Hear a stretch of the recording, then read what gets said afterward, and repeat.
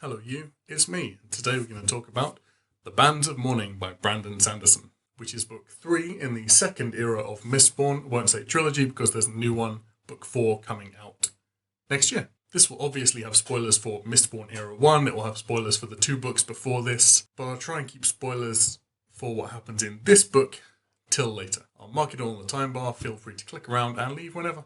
I do want to try and avoid repeating the description and scene setting from the previous videos, which gets a hell of a lot harder the further into a series you get. This is set 300 years after the ascension of Harmony and the reshaping of the world into something almost like what it was before the Lord Ruler's reign. The world is fairly idyllic, plentiful, it's entering the Industrial Revolution period, but a class divide will always try and establish itself, and a power vacuum cannot exist unchallenged or unclaimed.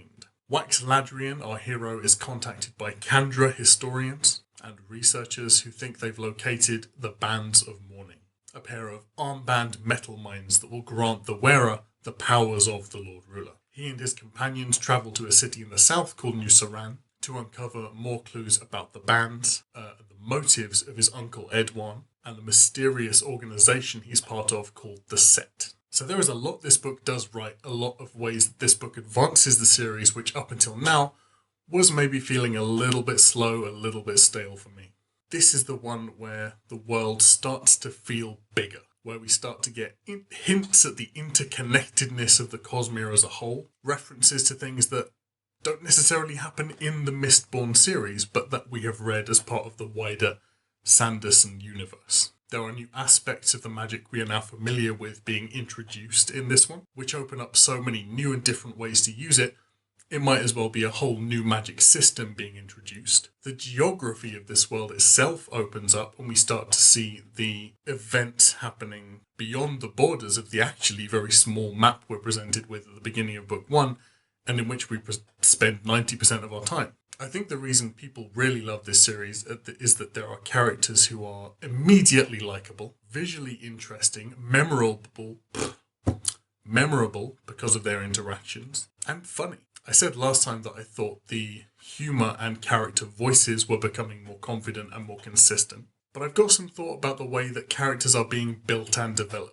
I will say the person who gets developed the most in this book is Steris. You really get a sense that she is finding her place in the group, coming to terms with who she is as a person, learning to accept that, learning that people will care about her and accept her without needing her to change. It was lovely to see. I'm not obsessed with Steris as a character, but she was the most developed by a long shot. Wayne, who has been sort of the comedy relief up to this point, does also start to get more explored. We see different sides of him than we hadn't before, and because of this it feels to the reader, to me, like he is experiencing growth. Unfortunately, because these two characters have such unique voices, it does make the other characters almost feel not as differentiated as they could be. It also made me think that Wax hasn't really had much character development since book 1 and his circumstances changing. He's not super interesting. He is only fun to read when he is interacting with other people. On his own, and thinking about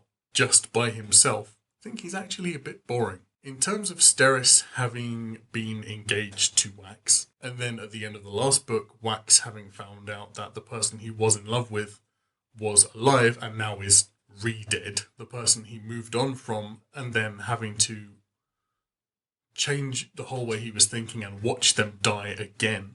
I feel like there should have been some kind of uneasy tension between Wax and Steris, at least have a conversation where it's brought up and resolved. I think there may have been a short conversation about it, but I think it could have been something which, when talked about and overcome between them, could have even strengthened their relationship. I'm seeing a bit of a pattern in Sanderson books where there is an unseen villain, where the hero will face obstacles and things laid out by the villain, sent or caused by the hand of the villain, but the villain will not actually show up until the very last minute, if they do at all. This is the same, where right at the end of the book we get a lot of motivations, identities revealed, but up until that point it's just working towards the Sanderlanche at the end. It's not necessarily bad, but I think one of the reasons I loved Elantris so much is that you had the adversary's point of view chapters from the very beginning of the book. I think a big theme of this book is coming to terms with who you are. Also coming to terms with the fact that you can't change other people. In Era 1, the focus was really on repairing the world. But I think in this one, there is an element of realizing the world is going on outside of your tiny sphere of influence, and there are big stories happening of which you are not necessarily a part. I think Sanderson so far, in my opinion, haven't read too far into Stormlight yet, so I can't comment on that, does have a bit of middle book syndrome. I wasn't a huge fan of Well of Ascension. I didn't think Shadows of Self was incredible. But in both cases, Sanderson has managed to pick back up afterwards stronger. In this one, we see a return to the Western vibe of the first one, with them leaving the city environment we spent much of the last book in. I don't know if that was an effort to recapture the popular feeling of the first book. I don't think I'm as invested in this as I was in Era 1, but I think it may be a question of scale, of this not necessarily living up to the grand world-changing scale of Era 1. That was always going to be a hard job though. Despite that, this was much better than the previous books in Era 2. And I did really enjoy it despite any criticisms of it I have. So I'm going to give this one 5 stars. So, some questions and thoughts I have coming to the end of Era 2. If any of these I should know the answer to or can be answered without spoiling Stormlight Archive for me, dump them down below in the comments. 1. The compass on the map of New Saran has an allomantic symbol on it, but what is it pointing to? Doesn't correlate to any latitude and longitude lines on the map on the previous page. 2. Can you hemologically spike an animal? Can you pewter spike a horse to make a big beefy horse? 3. Who the heck is Trell? 4. So I had this realization while I was reading this book that there have been horses in every book so far, which isn't weird, except it is, because all the different series of the Cosmere are set on different planets, which kind of implies that humans came from a root place and maybe faced some mass exodus where they took their livestock animals with them. Except that doesn't fully make sense because in Era 1 it says that humans were created on this planet by preservation, but the person holding preservation was a human. So did they base their model of humans that they created off of humans from somewhere else? 5. Et metal is mentioned when they're in the plane at the end, which is a previously unknown to the Northerners metal that explodes on contact with water. So I think it must be cesium or potassium. There are other elements that explode on contact with water, but those are the only two that occur naturally as easy to mine ores and don't require electrolysis. 6. How was the Lord Ruler in the South after Harmony ascended?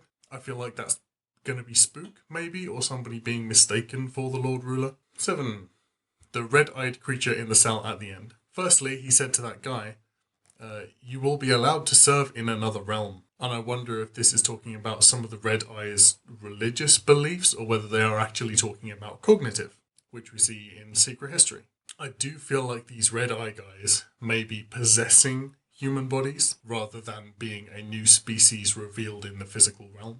So yeah, lots of questions. Stay tuned as I figure out what the heck's going on. But thanks for tuning in and watching my review. Don't forget to like and subscribe for more book reviews coming thick and quick. I read pretty fast. Don't forget to follow me on Goodreads and Twitter, link down below. And if you like sci-fi, don't forget to join our Interstellar Book Club Discord, which is also linked down below. Thanks for watching, and I'll see you next time. Bye!